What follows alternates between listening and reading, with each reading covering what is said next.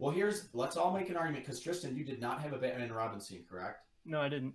So Joe, me, and Bobby, real quick, make an argument for why yours should be on, and then Tristan vote for which moment should make it. I can go first because I'm just going to more reiterate what I already said, because I feel like what I wanted to represent is a lot of these bad comic book movie scenes come from total misunderstandings or misuses of the character, and I think the creation of Bane is that, where they completely changed his backstory, completely did everything. And some movies they'll change the backstory, but the final product of the character is still the same. This one, the backstory is completely different. The final product is like the complete opposite of the character that's in the comics. The only thing about him that's the same is he's strong and kind of the look of the character. Everything, the personality, everything about him is different. And the scene's bad. So you didn't even change it to make a good scene. You changed it and the scene still came out bad. Yeah, I don't think there's really any defense for either scene that either of you guys chose, but I think I could have gotten what they were going for.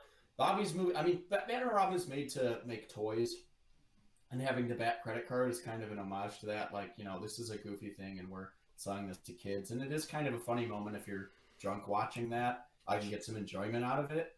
Joe's, I think, the Bane thing, it was just they felt like they needed a strong henchman, and they didn't know about the character. I love Bane, and I hate what they did to him, but man, I hate that. But they made Bane look like a toy, and he was just sold to come in packs with Poison Ivy to sell a character that's a woman because they couldn't sell girl toy characters.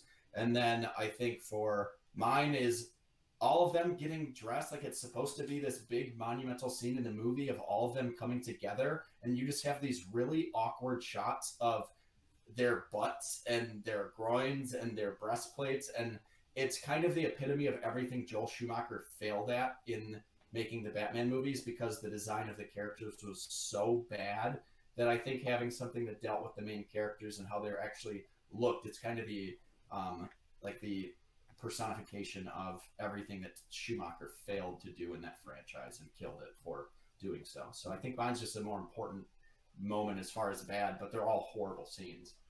Yeah, and for mine, I would just say, because I'm saying like that auction scene, it incorporates the terrible dialogue that's in the movie. It has a whiny Robin, which is a really terrible character. It has Batman buying a woman, which is not great.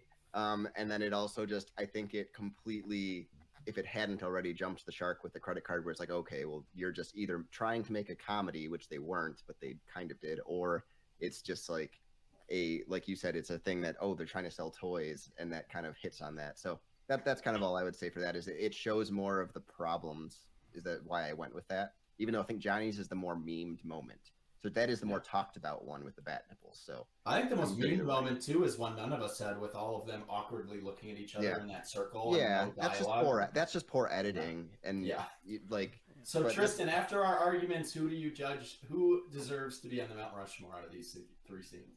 I have a couple seconds because a couple of days ago I rewatched Batman and Robin with the commentary on it from Schumacher. So he actually did give thoughts and justification for all three of these scenes as he was going through them.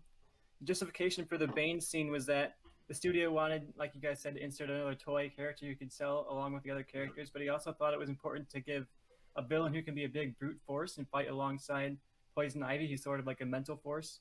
So that was his kind of logic at that scene. I don't know if he necessarily paid that off or not. The brains and the brawn type of thing. Yep. Yeah, that's what they were going for. And when he got to the nipples and the butts and everything else at the beginning, he said he was shocked that people were shocked about it. He said, it's called, quote, Schumacher, people have to go out more. So he was totally shocked that people were put off by these nipples and these butts. He said he wanted to give his film some adult sex appeal. So that was his attempt to give it adult sex appeal. In a kid's movie. And finally, the bidding scene. It was pretty much instituted entirely because the studio wanted him to do a product placement for the Visa credit card. Yeah. So the studio was like, yeah, you have to give an insert for and this that's Visa what credit I was, card. yeah. So I do think ultimately that last scene, the bidding scene for me, is the one that stands out as the worst. Not it has what Joe's going for with a character that they do badly, which is Poison Ivy, but it also has the really forced placement of product placement, which is something that you see in all these kind of toyetic movies like this. And it also just is very tasteless. It's all style without anything beneath it, and that just feels like it sums up Batman and Robin pretty well. So I'm going to go with Bobby's scene there, the bidding war.